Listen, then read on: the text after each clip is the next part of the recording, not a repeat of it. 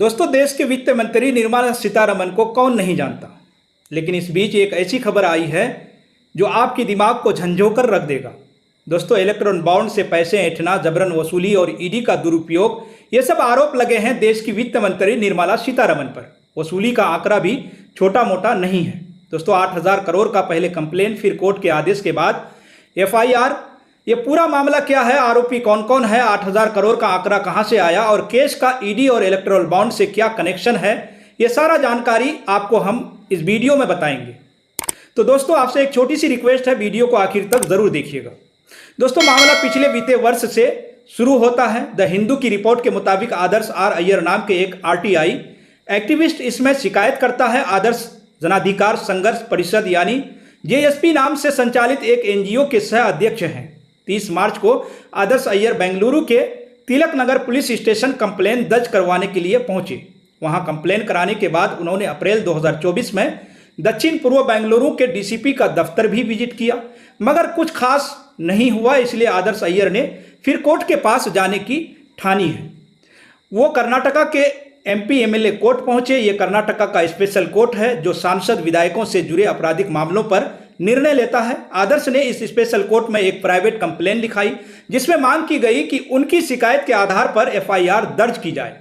आदर्श अय्यर ने वित्त मंत्री निर्मला सीतारमण, प्रवर्तन निदेशालय यानी ED कर्नाटका, भारतीय जनता पार्टी के प्रदेश अध्यक्ष BY विजयेंदर और पूर्व प्रदेश अध्यक्ष नलिन कुमार कटल पर जबरन वसूली के आरोप लगाए। उन्होंने कहा कि इन लोगों ने क्रिमिनल षड्यंत्र रचकर कंपनीज और कुछ लोगों को मजबूर किया कि वह भारतीय जनता पार्टी के लिए इलेक्टोरल बॉन्ड खरीदें।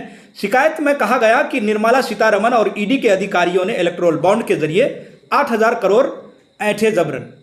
अय्यर ने यह भी कहा कि यह कथित वसूली भारतीय जनता पार्टी के राष्ट्रीय अध्यक्ष JP नड्डा, कटल विजयेंदर और स्टेट व नेशनल लेवल पर भारतीय जनता पार्टी के अन्य पदाधिकारियों की मिलीभगत से की गई है।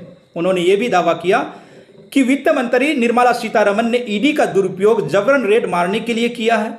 कंप्लेन में कहा गया कि ED के रेड्स, जब्ती और गिरफ्तारियां से अलग अलग कंपनियों के CEO, MD और शीर्ष अधिकारियों को डराया गया ताकि वह मजबूर होकर उन्हें कीमत अदा करें। आदर्श अय्यर ने कहा कि रेड से डर कर कई कॉरपोरेट लोगों ने मजबूरन करोड़ों की इलेक्टोरल बॉन्ड्स खरीदी, जिन्हें बाद में JP नड्डा, कटल विजयेंदर और अन्य आरोपी ने भुना लिया। आदर्श अय्यर आरोप लगाते हैं कि चुनावी बॉन्ड की आड़ में पूरा जमन वसूली का गौरव धंधा विभिन्न स्तरों पर भारतीय जनता पार्टी के पदाधिकारियों को मिलीभगत से चलाया जा रहा था। इंडिया टुडे के पत्रकार सगाए राज की रिपोर्ट के मुताबिक स्पेशल कोर्ट ने आदर्श की शिकायत पर गौर किया, उनकी दलीलों को पढ़ा। फिर एडिशनल चीफ मेट्रोपॉलिटन मजिस्ट्रेट यानी CMM के 42वें स्पेशल कोर्ट ने इस पुलिस को यह आदेश दिया कि वो लिखी गई शिकायत के आधार पर FIR दर्ज करें, जिसके बाद तिलक नगर पुलिस स्टेशन में शनिवार 28 सितंबर को FIR दर्ज की गई। इस FIR में केंद्रीय वित्त मंत्री निर्मला सीतारमण, भारतीय जनता पार्टी के राष्ट्रीय अध्यक्ष JP नड्डा और कुछ अन्य लोगों को नामजद आरोपी बनाया गया है। FIR में वही तमाम आरोप हैं जो आदर्श अय्यर ने अपनी शिकायत में लिखवाए थे।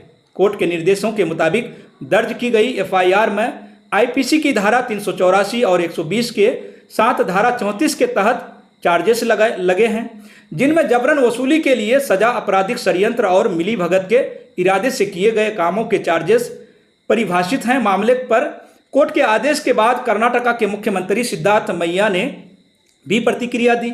28 सितंबर की सुबह लगभग 11:30 बजे CM ने X पर पोस्ट कर कहा कि अगर मामले की अच्छी तरह जांच हुई तो प्रधानमंत्री नरेंद्र मोदी को भी इस्तीफा देना पड़ जाएगा। उन्होंने कहा है कि केस की रिपोर्ट 3 महीने के अंदर पेश की जानी चाहिए। CM ने प्रेस कॉन्फ्रेंस में भी इस मामले पर चर्चा की, जिसमें उन्होंने अपनी बात कन्नड़ भाषा में रखी थी। इसका अनुवाद करने में हमारी मदद इंडिया टुडे के पत्रकार सगाए राज ने की।